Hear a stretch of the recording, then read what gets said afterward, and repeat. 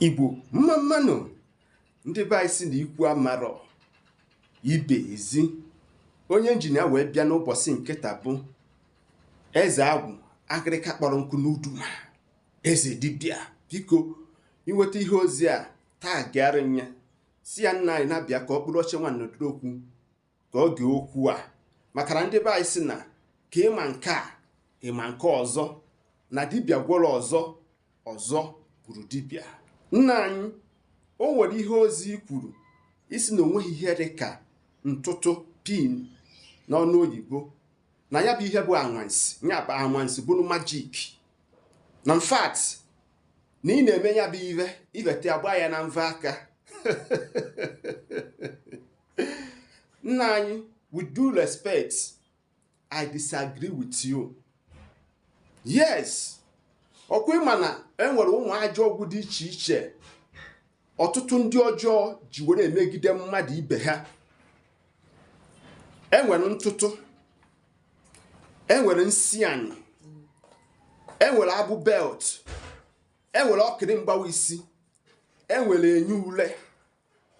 Ọnya kpatara ọtụtụ mmadụ ọjọọ ji were etinye ụmụnne anyị jebe adị mma naba adị mma, itinye ha n'aka ụwa, itinye ha echeta ebebe, ewere eze a na-ata ikikere eze ndị eri abalị ọbụla ha nọ n'ihe ụlọ uju, ha nọ n'ihe anya mmiri, ha na-ajụchi ihe onwere onye ha mejọrọ. Nna anyị ji wee doge anya with due respect, enwere ike ọ bụrụ na ndị uduma side bụ unu amaghị ya bụ ihe a na-ekwu, o nwere ike onwe ihe ọzọ ha ma maka ya bụ ihe, mana iji wee gwara gị okwu a nke ọma, ịbịa na Anambra steeti maọbụ part of Imo steeti, ihe dị otu a na-eme exist. Ọ ihe ndị mmadụ ọjọọ ji were etinye ụmụnne ha n'aka ụwa. Ọ dị ka irijue n'afọ, ọ dị ka ikenetere ha fede ihe. I am living witness maka ya bụ ihe. Yes, ọkwa ifuru ọtụtụ obodo anyị ga-akpọsịrị gị afa. I'm sorry to mention it on this social media, but ask any of them n'ihe dị otu a n'ọdịnabebe. Nke mbụ, ọkwa ịbata adazi enu, adazi ana, adazi nnukwu. Ọkwa ịbata ihe dị ka agụrụ, ịbata agụrụzi Igbo, ịbata akwa eze, oberedu, ọred, ibu ukwu, nna nka, ishida, ụmụọna, den agụrụ eze chukwu, ụga wee dịrịzie gaba. Ịbịakwa ihe dị ka na mba anọ side Imo steeti, jụọlụ m onye ọbụla ịma n'obodo ahụ na o nwere ihe dị ka ntụtụ dị pin a na-agba ya agba ka ọ na-adị. Ụfọdụ na-adị ka spoke baskoro maọbụ spoke machine. Ụfọdụ ka ha ji bandị ngwa ya were eme ihe. M na-agwa gị bụ na ndị be anyị si na ụkpara okpoko buru, ọ bụkwa ndị chiri ya. Ọtụtụ ndị ọjọọ ejigo ya bụ ihe duno ọtụtụ ndị mmadụ ụwa afụdebe. Kedu ka ya bụ ihe si eme? Just one wee sị, I am one of the living witness emego ya bụ ihe.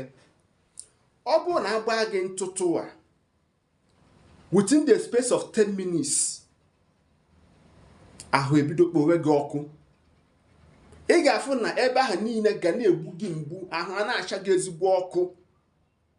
Ikekwe ị nwere ike ịkpara mkpụrụ ọgwụ, nwa mkpụrụ ọgwụ ahụ ọkụ, ya bụ ihe ama ọ dịwazie worst.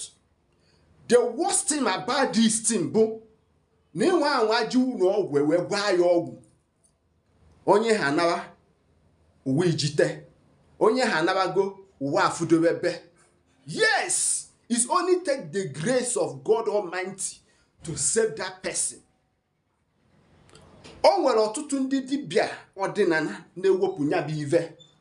Ọ dị tata, ọ bụrụ na you doubted me, I will give you my contacts. I abata unu akpọge gị ndị na-ata si na bụ ntụtụ iji wee match.